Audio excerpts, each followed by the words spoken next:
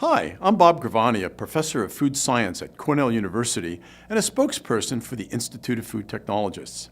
Many cooks believe that they can tell if food is done and safe to eat by how it looks and feels. However, according to the U.S. Department of Agriculture, recent research has shown that color and texture are really unreliable indicators of food temperature safety.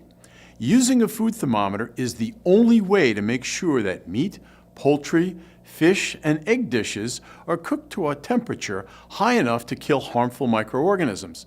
I want you to think about it this way. Using a food thermometer is like wearing a seatbelt. It's important for safety. Food thermometers come in several types and styles. Read the instructions and make sure that you are using the thermometer correctly. Generally, it should be placed in the thickest part of the food and should not touch any bone or fat or gristle or the side of the container that the food is in. Begin checking the temperature towards the end of the cooking process, and make sure to clean your food thermometer with hot soapy water and rinse it well before and after each use.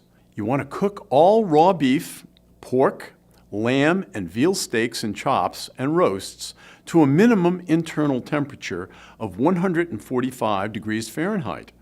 For food safety and quality, it's best to allow the meat to rest for about 3 minutes before carving or consuming. Fish should also be cooked to 145 degrees. Ground beef, pork, lamb, as well as egg dishes should be cooked to 160 degrees Fahrenheit. And you'll want to cook all poultry to a minimum internal temperature of 165 degrees as measured with that food thermometer.